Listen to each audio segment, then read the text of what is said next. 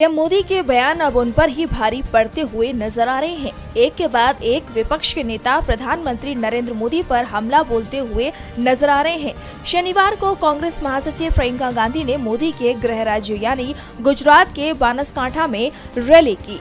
इस दौरान उन्होंने पीएम मोदी पर निशाना साधते हुए कहा कि महलों में रहने वाले शहंशाह मोदी मेरे भाई को शहजादा बोलते हैं। प्रियंका ने कहा कि मैं बताना चाहती हूं कि मेरे भाई 4000 किलोमीटर पैदल चले, देश के लोगों से मिले और उनसे पूछा कि आपके जीवन में क्या समस्याएं हैं। एक तरफ शहंशाह नरेंद्र मोदी महलों में रहते हैं, वो किसानों महिलाओं की मजबूरी कैसे समझ पाएंगे। कांग्रेस नेता ने सवाल उठाते हुए कहा कि क्या आपने पीएम मोदी को किसी किसान से मिलते देखा है। किसान काले कानूनों के खिलाफ आंदोलन करता रहा है, सैकड़ों किसान शहीद होते हैं, लेकिन प्रधानमंत्री जी उनसे मिलने तक नहीं जाते हैं। फिर जैसे ही चुनाव आता है और उन्हें लगता है कि हमें वोट नहीं मिलेगा, तब पीएम मोदी कानून बदल देते हैं। प्रियंका ने पीएम पर तानाशाही के आरोप लगाते हुए कहा कि नरेंद्र मोदी सत्ता से घिरे हुए हैं, उनके आसपास के लोग उनसे डरते हैं, उनको कोई कुछ नहीं कहता है। अगर कोई आवाज भी उठा ले तो उस आवाज को दबा दिया जाता है। प्रियंका ने गुजरात में पीएम मोदी को घेरा तो कांग्रेस अध्यक्ष मल्लिकार्जुन खड़गे ने पीएम के बयान पर पलटवार किया। राहुल के रायबरेली से चुनाव लड़ने पर पीएम ने कहा कि डरो मत भागो मत। इसे लेकर पीएम पर हमला बोलते हुए खड़गे ने कहा कि पीएम मोदी डरे हुए हैं। उन्होंने कहा कि वे अपनी गरिमा छोड़कर तुच्छ बातें करते हैं और हमले करते हैं, उन्हें जवाब देने का कोई मतलब नहीं है। कौन डरा हुआ है? क्या आडवाणी ने 2 सीटों से नामांकन दाखिल नहीं किया था? क्या अटल बिहारी वाजपेयी ने ऐसा नहीं किया था? यहाँ तक कि पीएम मोदी ने भी खुद पवार गुट के प्रमुख शरद पवार ने मोदी के परिवार को लेकर प्रधानमंत्री नरेंद्र मोदी पर निशाना साधा है।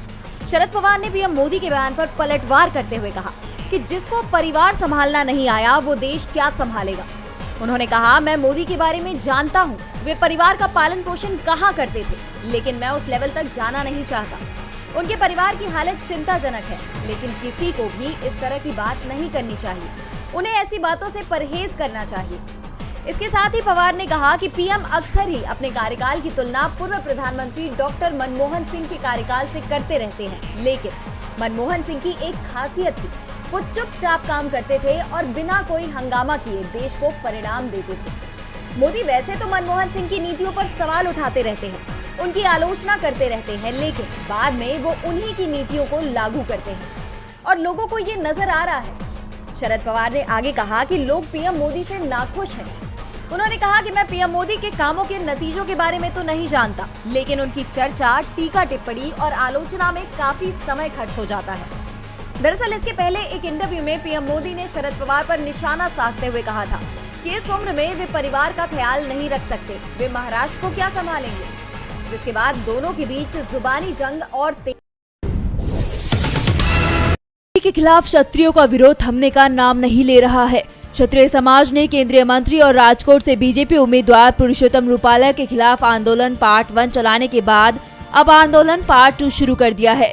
शुक्रवार को गुजरात के जामनगर में आयोजित क्षत्रिय अस्मिता महासम्मेलन में बड़ी संख्या में राजपूत समाज के लोग जुटे। 2 मई को पीएम मोदी ने जामनगर में रैली की।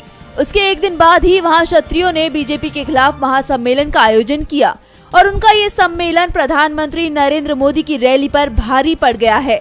जामनगर के इस सम्मेलन में हजारों क्षत्रिय उपस्थित थे। क्षत्रियों का अब एक ही संकल्प है कि किसी भी कीमत पर इस लोकसभा चुनाव में राजकोट से बीजेपी प्रत्याशी पुरुषोत्तम रूपाला को हराना है। क्षत्रिय समाज का ये सम्मेलन बीजेपी के बहिष्कार के नारे से गूंज उठा। सम्मेलन के अंत में क्षत्रियों ने मोबाइल फ्लैश लाइट के साथ विरोध प्रदर्शन किया। ये पहली बार नहीं है जब क्षत्रियों ने बड़े स्तर पर बीजेपी के खिलाफ प्रदर्शन किया है। इसके पहले भी कई सम्मेलन आयोजित हो चुके हैं, जिनमें क्षत्रियों ने ये साफ कर दिया है कि उनका वोट अब बीजेपी को हराने वाले को जाएगा। इसके पहले अपने गुजरात के आनंद में तो क्षत्रियों ने यहां से कांग्रेस प्रत्याशी अमित चावड़ा को अपना समर्थन देने का ऐलान किया था। आनंद ही नहीं बल्कि राजकोट, वडोदरा, जामनगर सहित पूरे गुजरात का राजपूत समाज बीजेपी के खिलाफ वोट देने का ऐलान कर चुका है। तीसरे चरण में यानी 7 मई को गुजरात की 25 सीटों पर मतदान होना है, लेकिन उससे पहले बीजेपी पर राजपूतों के गुस्से से बड़ा नुकसान होता हुआ नजर आ रहा है।